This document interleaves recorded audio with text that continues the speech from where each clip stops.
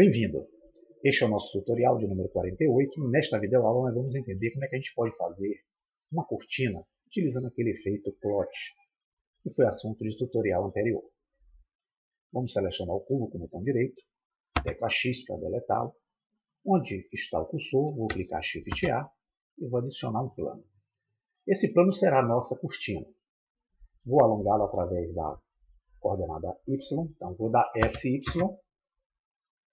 e vou alargá-lo através da coordenada X, SX. Vou dar um giro agora da minha superfície retangular no sentido da coordenada X em 90 graus, RX 90. Pronto, dou Enter e aqui eu posicionei a minha superfície na vertical. Vou agora mudar minha visão, clicar em View, usar a visão de front. Posso usar a tecla 1 do teclado numérico.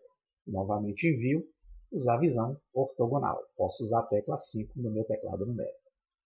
Repare que eu já criei o material e para eu criar o efeito plot eu preciso subdividir essa superfície, que ela só tem 4 vértices. Para subdividir eu saio do Object Mode, clico em Edit Mode e aqui eu tenho as 4 vértices iniciais e vou na barra lateral esquerda, em Tools ADD, clicar com o botão esquerdo em Subdivide. E aí eu divido a minha superfície em uma linha vertical e uma linha horizontal. Crio então já 4 subdivisões aqui na minha malha inicial. Aproveitando as propriedades Subdivide, vou encostar o cursor em Numbers of Cuts, segurar o botão esquerdo do mouse, esticar para a esquerda, ele vai até o número 10. E aqui eu subdividi mais ainda a minha malha. Vou clicar em Subdivide, com o botão esquerdo novamente. E dessa vez, em vez de segurar e arrastar, eu vou clicar nas setinhas direitas aqui em Numbers of Cuts, na barra de propriedades inferior. Vou botar aqui até 4. Com isso aqui, eu subdividi a superfície e aqui eu já posso fazer os efeitos iniciais. Antes disso, eu vou desativar a seleção de todas as vértices da minha malha e vou usar aquele recurso, que é o recurso que eu uso com a tecla B. Me permite segurar o botão esquerdo, arrastar e selecionar apenas essas vértices daqui de cima da malha que eu criei. Para que todas elas estão acesas. Vou criar um grupo de vértices para essas malhas que eu selecionei. Vou abrir aqui a lateral direita. Clicar naquele ícone em forma de um triângulo com 3 pontinhos. E aqui na opção Vertex Group, vou clicar nesse maisinho que está aqui. Ele cria um nome de grupo padrão, eu vou clicar 2 vezes sobre ele, vou botar aqui sustento e vou dar o Enter. O que eu vou fazer aqui com esse Vertex Groups que eu criei é aplicar essas vértices que eu selecionei com a ferramenta B a essa variável denominada sustento, que eu vou precisar utilizar ele depois no simulador Cloud. E para isso eu tenho que clicar aqui em Assign, que é aceite. Para eu saber se foi aceito ou não a denominação dessas vértices selecionadas desse grupo, eu tenho que vir aqui, ó, clicar Deselect e Select novamente e ver realmente se foi tudo ok. Repare que quando eu deseleciono, ele deseleciona as vértices. Quando eu faço Select, ele seleciona aquelas vértices que eu atribuí à variável denominada sustento. Tudo ok aqui.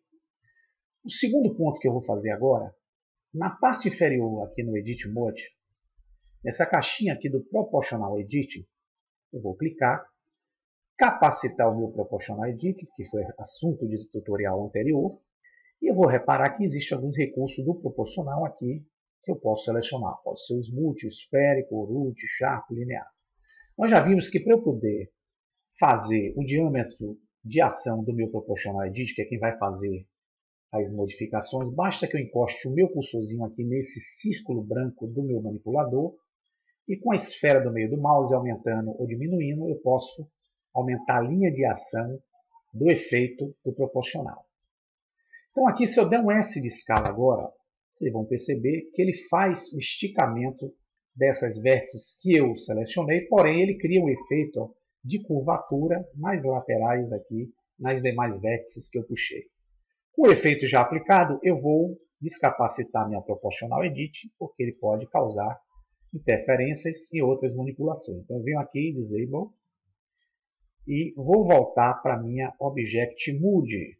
Na minha Object Mode eu já tenho uma forma aí do meu cortinado desejado. O que eu vou fazer agora é aplicar um primeiro efeito nessa forma, que é um efeito estranho para um cortinado, mas vocês vão entender o porquê.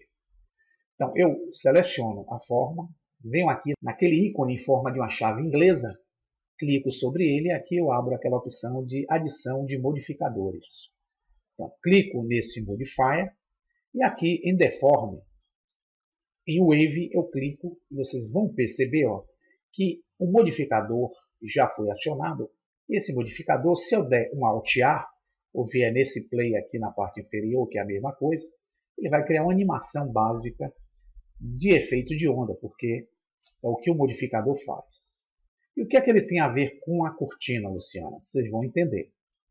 Vou parar em qualquer ponto na minha linha e vou fazer algumas alterações no meu modificador. Eu não vou aplicar ele ainda, tá? Então eu venho aqui, clico, desabilito o Y, isso vai me permitir que eu faça as ondas somente no sentido da coordenada X. Quem é a coordenada X aqui? A setinha vermelha. Aqui na parte de baixo, vocês vão perceber que eu tenho aqui 4 opções. Então eu vou alterar esses parâmetros para fazer com que essas ondas se transformem naquelas chanfruras normais em uma cortina. Como é que eu faço isso? Vou começar com Edit, segurar com o botão esquerdo, arrastar para a esquerda. Eu vou diminuindo os valores e vou criando como se fosse aquelas chanfruras de cortinado. Eu controlo a altura que eu quero aplicar. Tá? E aqui em Narrowness eu dou uma melhor ação aqui ao filamento. E aqui ele fica mais ou menos com o efeito de cortina desejado. Como eu não vou usar a animação do Wave, porque se eu fosse usar a animação iria ficar assim. Eu apenas vou escolher um ponto aqui que eu queira, mais ou menos esse aqui está bom. Vou aqui aplicar. Agora quando eu der a animação, repare que não existe mais, porque eu apliquei o efeito. O efeito aqui só fez utilizar essas dobrinhas aqui como se fosse um cortinado. É para isso que eu apliquei o efeito Wave. Nós vamos agora aplicar, vamos voltar aqui para o frame 0, um outro simulador físico denominado, que é o nosso simulador de tecidos. Eu clico aqui nesse ícone em forma de uma bolinha quicando, como se fosse um ping-pong, e vou buscar o efeito Cloth para ele. Pronto. Quando eu cliquei o Cloth aqui, eu já apliquei o efeito a esse objeto. Quando eu der a animação, repare que o meu objeto despenca. Ele é um tecido, porém ele está despencando porque eu não atribuí a ele um ponto de fixação. Como é que eu faço isso? Simples. Lembra-se que nós criamos um grupo de vértices denominado sustento anteriormente? Então eu venho aqui nas propriedades do Cloth que foi aplicado à minha forma aqui que eu criei em forma de cortina. Na opção Pinning, assunto do tutorial anterior, eu clico nessa caixinha e aqui nesse ícone que é de Vertex Group, eu clico com o botão esquerdo, ele vai abrir e aqui existe aquela variável que nós atribuímos àquelas vértices. Quando eu clico com o botão esquerdo sobre ela, eu já atribuí ao efeito Cloth aquele ponto fixo denominado sustento. Então, quando eu der o Player ou Alt A de animação, vocês vão perceber a minha cortina se movimentando, porém fixa, porque justamente aquelas variáveis que eu apliquei. Eu vou precisar fazer algumas alterações básicas aqui para melhorar essa cortina. A primeira que eu vou fazer é vir aqui na lateral direita, em Tools, no Object Mode, na opção Shading, clico em Smooth e repare que eu suavizei mais a minha cortina que eu criei. E as alterações do Cloth que eu vou fazer para melhorar aqui, a primeira vai ser, eu vim aqui em Cloth Collision, clico nesse triângulozinho aqui. Nessa opção Self Collision, eu clico para evitar que as dobras se entrelacem uma com as outras. E com essas alterações feitas, eu vou modificar aqui a minha animação, vou diminuir a minha linha de animação, porque aqui no Cloth Cache, eu estou utilizando a animação do quadro 1 até o quadro 250. Eu vou utilizar somente 150 quadros para melhorar um pouco a minha velocidade da animação. Então eu venho aqui no Cloud Cache, ou cachê, como alguns chamam, Start 1, End, eu coloco 150. E da mesma forma, na minha linha de animação aqui na parte inferior, em vez de utilizar os 250 quadros de animação, eu vou utilizar apenas 150. Quando eu der o Alt-A ou Play aqui embaixo, ele começa a fazer o cálculo de animação do efeito.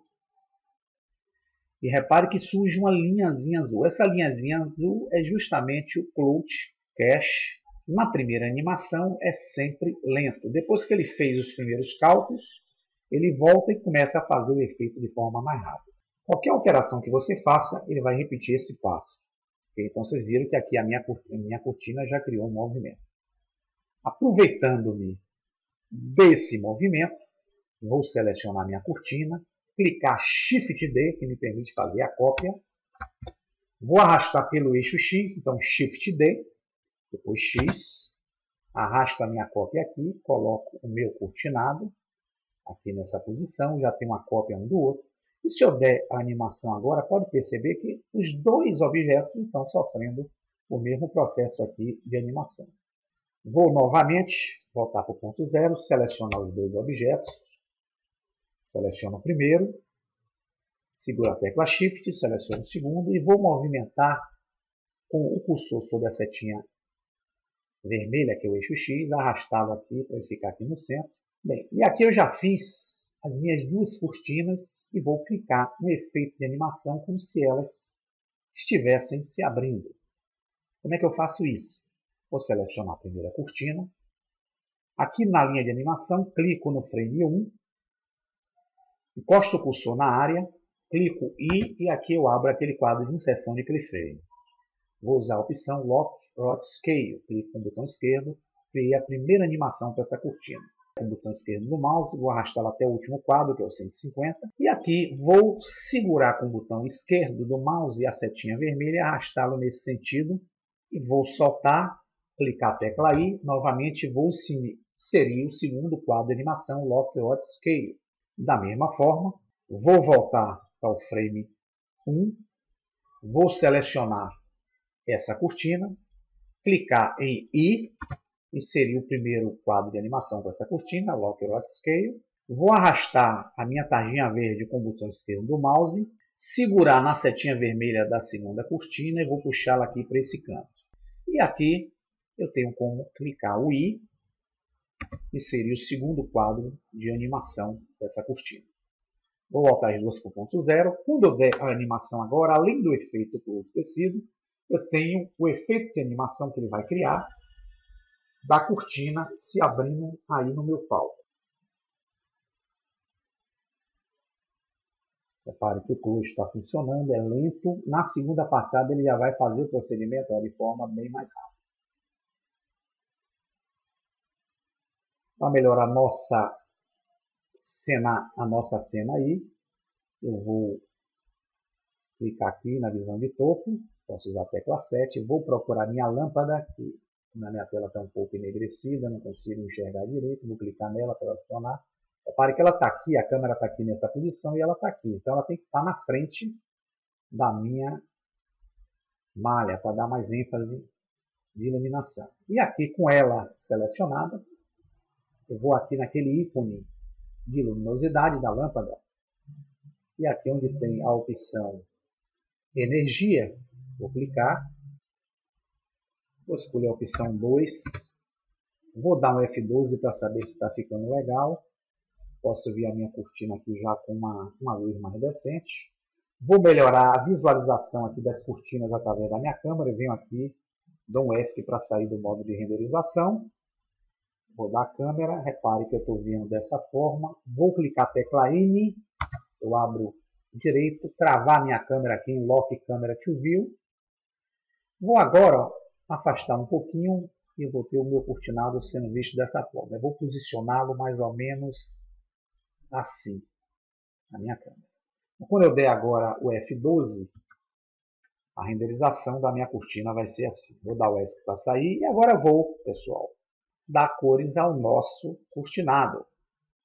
Vou selecionar a primeira, Aqui na lateral direita, naquele menu, que é o ícone de texturas, eu clicar nesse maisinho, vou dar uma cor, vou botar duas cores diferentes, tá? Vou botar um verde para essa cortina, selecionar a segunda cortina, vou clicar aqui para dar um outro material para ela e vou dar uma cor vermelha. Pronto. Quando eu der F12, eu tenho aqui, ó, meu cortinado dessa forma.